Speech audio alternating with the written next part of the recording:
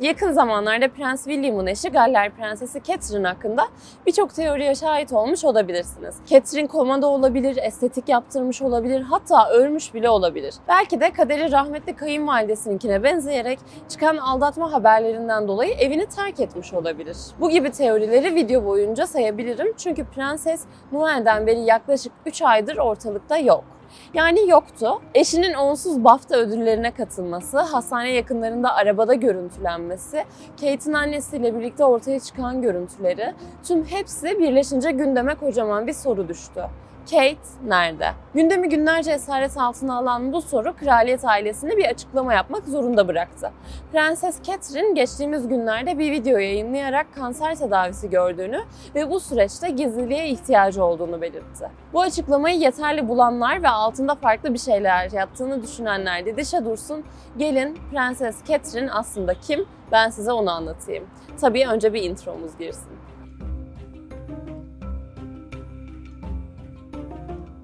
Bu sefer kısa keseceğim. Videolarımıza yaptığınız güzel yorumlar için, destekleriniz için çok teşekkürler. Daha fazlasını ve daha iyisini yapabilmemiz için abone olursanız çok seviniriz. Şimdiden desteğiniz için çok teşekkür ediyorum. Abone olduysanız videomuza geçebiliriz. Kate Middleton 9 Ocak 1982'de Berkshire'da doğdu. İki kardeşi var, Pippa Charlotte ve James Williams. Kate'i diğer kraliyet gelinlerinden ayıran önemli bir özellik var. Oni Prenses Diana gibi güçlü ve zengin aristokratlarla dolu bir aileden geliyor. Ne Camilla gibi bir baronun torunu, ne de Elizabeth gibi 10 yaşından itibaren kraliçe olacağını biliyordu. Kate'in annesi ve babası British Hava Yolları'nda kabin memuru olarak çalışırlarken tanıştı. 1987'de ise Party Pieces isminde çocuk partileri için perakende malzemeler satan bir iş kurdular. Girişimleri ilk olarak mutfak masasında başladı, reklamlarını broşürler dağıtarak yaptılar. 95'te ise artık iyice büyümüşlerdi. Kate hem bu girişimin başarısı hem de ailenin mirası sayesinde çok iyi kentlerde, saygın okullarda okuyabildi. Kate'i diğer kraliçelerden ayıran ve belki de küçümsenmesine neden olan şey, ailesinin kuşaklarca süregelen bir servete değil, sonradan kazanılan milyonlara sahip olmasıydı. Marlborough Koleji okuduğu okullardan birisi. Bu okul Britanya'nın en pahalı ve en iyi okulları arasında. Okulun mezunları arasında Nobel ödüllü Peter Medvar, şair John Benjamin, sanat tarihçisi ve Sovyet casusu Anthony Blunt, Maliye Bakanı Rob Butler, İçişleri Bakanı Henry Brooke gibi insanlar var. Okul hakkında bunlar epey izlenim verir bize. Burada hem dersleri iyiydi hem de atletizmde başarısıyla öne çıkıyordu. Okulun hokey takımının kaptanıydı. Sonra 2001'de İskoçya'ya gitti. Burada St. Andrews Üniversitesi'nde sanat tarihi okudu. Burası inanılmaz köklü bir üniversite. Amerikan bağımsızlık bildirgesini imzalayan James Wilson, Protestan reformunun lideri olan John Knox, Nobel ödüllü tıpçı James Black gibi birçok isim buradan mezun oldu. Catherine burada Prens William'la tanıştı. Onunla tanışması ilginç değildi çünkü zaten Gloucester denen Gloucester Dükü'nün en yakın arkadaşlarının içinde olduğu seçkin ve iyi bağlantılı bir çevreyle vakit geçiriyordu. Kardeşi Pippa ile birlikte Londra gece kulüplerinde eğlenceye katılırdı. Belki de bu yüzden de kraliyet ailesince biraz avam görülmüş olabilir. St. Andrews'ta okurken yarı zamanlı olarak garsonluk yaptı. Mezun olduktan sonra kısa bir süre giyim sektöründe aksesuar alımlarıyla ilgilendi.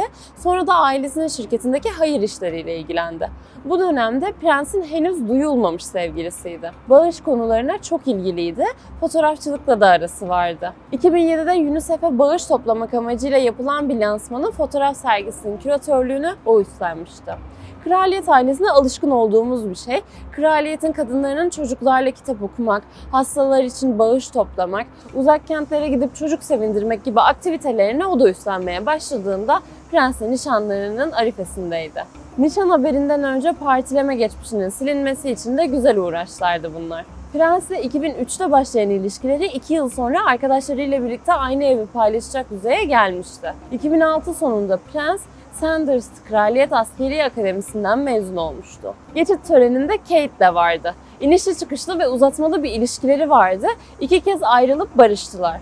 2010'da Kenya'da yaptıkları bir tatil sırasında nişanlandılar. Aynı yıl Prens William'ın görev için gittiği Galler'de bir kır evine taşındılar beraber. Yıllar süren ilişkileri nedeniyle medya ona Waity Kate'i, bekleyen Katecik demeye başlamıştı.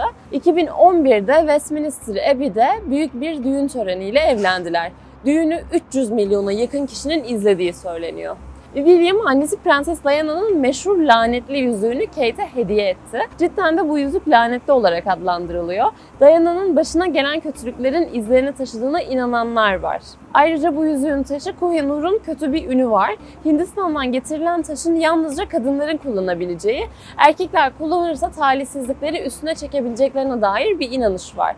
Doğruluğu hakkında yorum yapmayalım. Ancak belli ki hanedan buna inanıyor. Bu yüzden de yüzük ve Kohinoor'u taşıyan taçlar yalnızca kadınlara veriliyor. Bu mitten sonra Kate'e geri dönebiliriz. Kral kitabının yazarı Christopher Anderson, Kate ile ilgili bir açıklamasında onun ailesinin işçi sınıfından gelmesiyle aşağılansa da üniversite diplomasına sahip olan ilk kraliçe olacağını söylemişti. Bu da tabii kraliyet için değerli bir istatistik olmalı. Her ne kadar üniversite diploman olsa da el mecbur kraliçe de olsan doğuruyorsun. Kate de 2012, 2015 ve 2018'de doğumlar yaptı. Hamilelikleri de çok sancılıydı. Buradan belki hastalığına bir bağlantı kurabiliriz. Kate'in ortalıktan kaybolma hikayesini size kısaca anlatayım. Kensington Sarayı Ocak'ta Kate'in alt karın ameliyatı geçirdiğini açıklamıştı. O sırada yapılan açıklamada çocukları için mümkün olduğunca normalliği sürdürme arzusunu ve kişisel tıbbi bilgilerin gizli kalması isteğini kamuoyunun anlayacağını umuyor denmişti. Ardından Ocak sonunda Kate'in hastaneden taburcu edildiği açıklandı. O zamandan beri saray yapılan her açıklamada Kate'in durumunun iyi olduğunu ve sadece önemli gelişmelerle ilgili bilgi vereceklerini söyledi. Kısa bir süre önce Kate kişisel sebeplerden dolayı kraliyet nişanına da katılamadı. Tüm bunların üstüne tabii ki sosyal medya yıkıldı. İş artık şakaya döndü. Kimileri Kate'in saçını boyatırken kötü bir ton tutturduğu için insan içine çıkamadığını, kimileri yüz veya vücut estetiklerinden dolayı kaybolduğunu söylerken kimileri de dikkat çekmek için ortadan kaybolduğunu söyledi. Bunun dışında daha kötü senaryolar da vardı. Kate aldatılıyor olduğundan evi terk etmiş olabilirdi. Veya Kate prensi aldatıyordu. Belki de bu veya başka sebeplerden dolayı kraliyet ailesi Diana gibi onun da sonuna karar vermişti. Hey, Kate gerçekten yaşıyor muydu? Sadece sosyal medyada paylaşım yapan insanlar değil, ünlü gazeteciler de bu teorilerin bir parçası. Mesela yine ünlü bir gazeteci Kate ile ilgili bana öyle şeyler söylendi ki eğer yarısı bile doğruysa yaşananlar epey endişe verici demişti.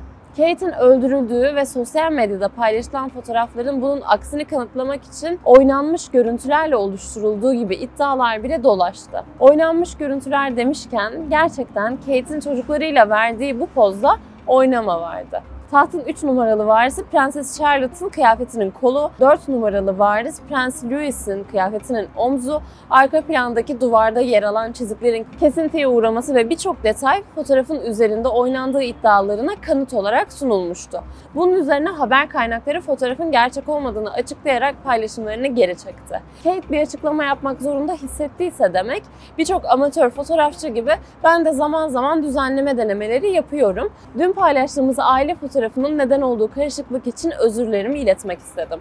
Yazılı bir tweet paylaştı. Fotoğrafın değiştirilmemiş hali istendiyse de paylaşılmadı. Geçtiğimiz Cuma günü yayınlanan videoda ise prenses kansere yakalandığını açıkladı. Kate'in videolarını yapay zeka mı gerçek mi testine tabi tuttuğunu söyleyen kullanıcılar videonun %96'sının yapay zeka ile üretildiği sonucuyla karşılaştıklarını söyledi. Yani Kate nerede ve ona ne yaptılar bilen yok. Veya gerçekten ona bir şey mi yaptılar yoksa bu Britanya'nın oynadığı ipteki cambaz oyunu mu düşünmek lazım. Dünyada konuşulması gereken birçok şey varken dikkati böyle bir şeye çekmenin de planlanmış bir politik hareket olabileceğini gözden kaçırmamak gerekiyor. Unutmayın siyaseten en zararsız şey magazindir. Unutmayın siyaseten en zararsız şey magazindir. Zaman Kate için nasıl işleyecek, gerçekten hastaysa da iyileşecek mi göreceğiz. Videonun tamamını izleyenler için tekrardan bir öneride bulunmak istiyorum. Eğer bu konularla ilgileniyorsanız, gündemi yakından ve gerçekten takip etmek istiyorsanız GZT YouTube kanalımızda size hitap edecek birçok videomuz var. Size özel katıl butonunu kanalımızda aktif ettik. Özel ayrıcalıklardan yararlanmak ve bize destek olmak isterseniz sizi şef editör olmaya davet ediyoruz. Katıl butonuna tıklayarak aramıza katılabilir, katıl özelliğinin sağladığı avantajlara sahip olabilirsiniz. Ben Sena Özyurt, profilde bu hafta sizin için Britanya'nın kayıp prensesi Catherine Middleton'ı anlattım.